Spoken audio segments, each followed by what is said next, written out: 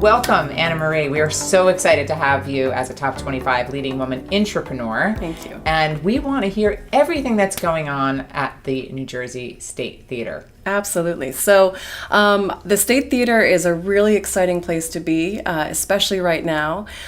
You may have been there before. If you haven't, it's in downtown New Brunswick. It's a beautiful historic theater that was built in 1921. So we're coming up on the 100th anniversary of the theater. And we have everything from a really exciting national touring Broadway series. We have international classical symphony orchestras coming in. We have New Jersey Symphony Orchestra performing our pop series. We have a family series. We have amazing comedians. We've got rock and pop.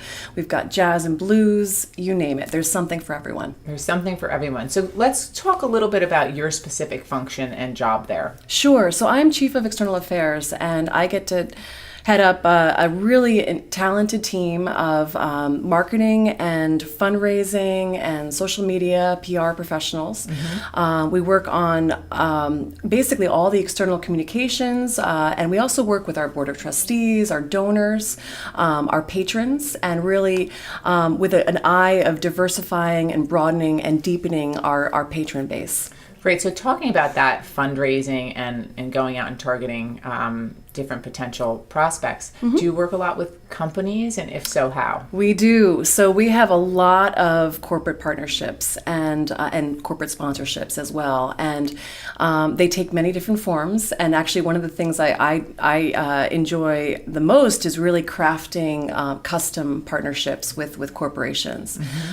So some of our leading corporate partners are Johnson & Johnson, Bank of America, Investors Bank, RBC Wealth Management, Colgate-Palmolive. We have a lot of New Jersey corporate support, and also a lot of foundations that support us and provide grants for a lot of our education programs. We have 11 different education programs. Great. Almost all of those are provided free to the community. And we served 37,000 people, students, teachers, and families this year with our education programs. So we're very proud of that. So if someone wanted to come and have a private event at your facility, is that possible, and what could that look like? It is possible, and they could do it in conjunction with one of our performances if they'd like, or they could do it on a night when the theater is not having a performance, and they could just rent the theater. Okay. But certainly we have a wonderful group services division. They love to sell group tickets. Yeah. And especially with the Broadway series that we have this year, we have the New Jersey premiere of Jersey Boys performing at the theater this fall. It's going to sell out very quickly. Single tickets go on sale in mid-July, and there'll be a lot of exciting hype around that. But we also have The Wizard of Oz and Sound of Music and Cinderella and Motown and Cabaret and big Broadway titles that are coming through. So there are certainly even more opportunities for people to do client entertainment or gatherings or hosting at the theater.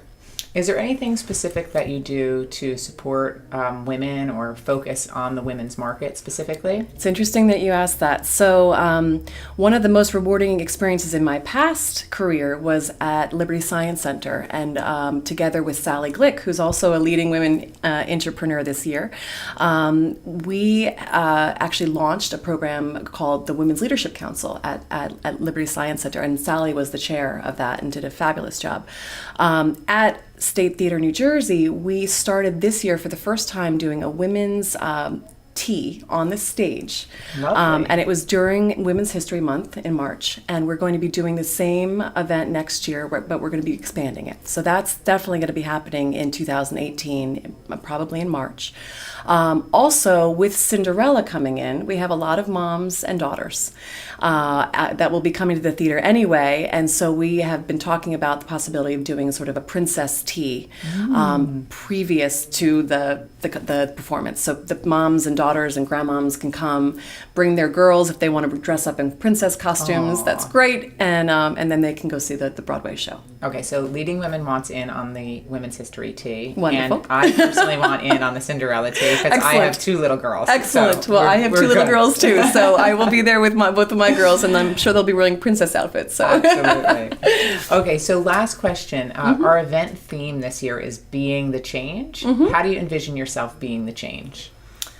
Well, I think that we all have a responsibility to the people that we work with, both as colleagues and also as managers and bosses, to really foster others in their professional growth.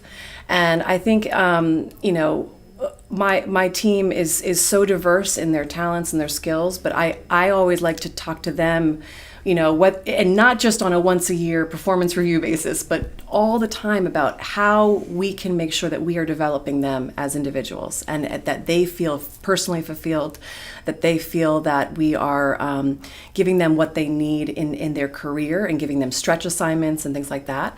So that's something I personally am very committed to, is professional development and growth of my staff and my team.